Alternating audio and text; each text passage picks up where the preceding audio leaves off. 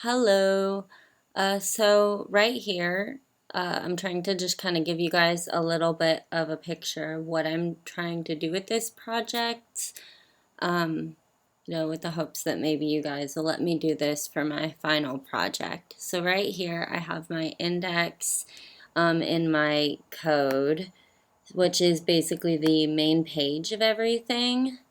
Um, then right here, I have the CSS, which makes basically everything have its decorative properties and makes everything look nice.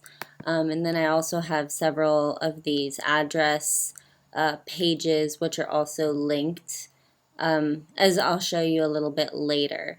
And so, say address 1, this will be one of the many addresses in the historic district of downtown Savannah, and it's going to have information about, what they're expecting with their COAs, how you're going to maybe apply for tax credits, what kind of things you need to follow in order to get some of this funding, facade easements, and it'll just give you a little bit more about each property in this area so that somebody can just search the site and find out these things, because I think so often people get nervous about getting an older building because they are worried about if they make any changes, they're not going to know what's going to happen when they try and make these changes.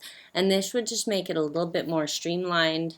It would also give them ideas on what type of architecture the house is when it was built, just a basic idea of that, and some contractors maybe in the area that would be able to work successfully with that building type.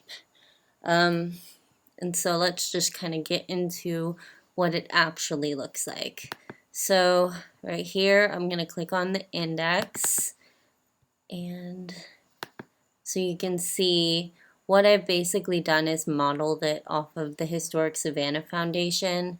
So it would work really well as just something that they could add onto their own site that would give people further resources. So in comparison, I have the actual site, and you can see they have like a for sale section and all of these different sections about advocacy and education. So, maybe it could be added just to their drop down menu list. And so here's mine again. Obviously, a lot of it still has to be kind of put together, but the links do work. Like this link does, all of these work. So, say I click on it, it's going to take you directly to their actual shop page. So it's kind of done to be seamless in that way. And you can see that these all do the drop down, but they're obviously not working yet. So that's something that I'll probably work on next. Right here I have the search bar, which is functioning. So say I put in an invalid address. Say I put address 100, which I haven't written anything about an address 100 yet. So, invalid address, please check spelling. Keep in mind that this search is case sensitive. We'll alert you to check your spelling, check anything, make sure that this is actually a building within this district. Alright, but say I search in one that is valid. Right now I don't actually, as you saw in my code, have any of the website addresses. So I've just listed them this way until I do kind of more of that research and make sure that I'm getting every single address down. And I have also kind of right here, which I did take a screenshot of for you, that offers a little bit more information about what the search data will include. So I will have things like you can search addresses. I'll have maybe you want to search street names. So you just want to find out which buildings are on this particular street, say Oglethorpe in this area. So you could search that and you could look at all of the different buildings, and they will all have links to the specific page, which will give you more information. You could have building type with commercial, residential, or apartments.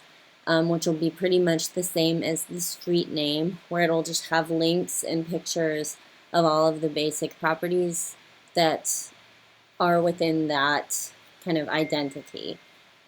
So right here, you can just kind of peruse over exactly what I have so far in my ideas, and I'm really open to new ones. But when I search address 1, there you go. It is recognized as a valid address, so it takes you over to address 1. And so this is going to have all of that information, pictures, maybe links to the Georgia Historical Society, or some Sanborn maps to help people really understand what this building was with its history. So this would be useful for current owners, somebody that's thinking about buying something, and they just really want to know, what is this going to entail when I buy this property?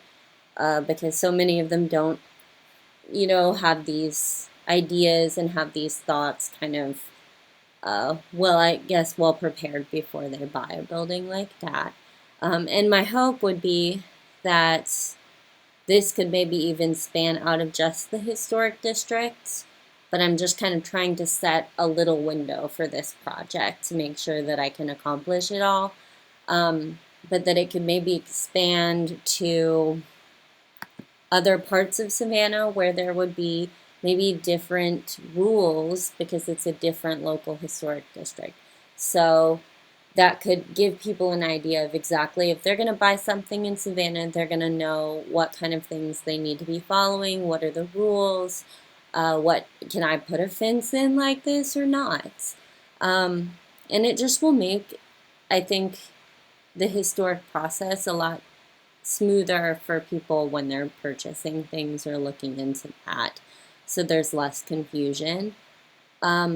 I would also potentially like to maybe do something with somewhat of a Yelp-like situation for contractors in the area, because I think that's something that a lot of people need, or even just businesses, so they know where they can get work done on their house, where it will be done well.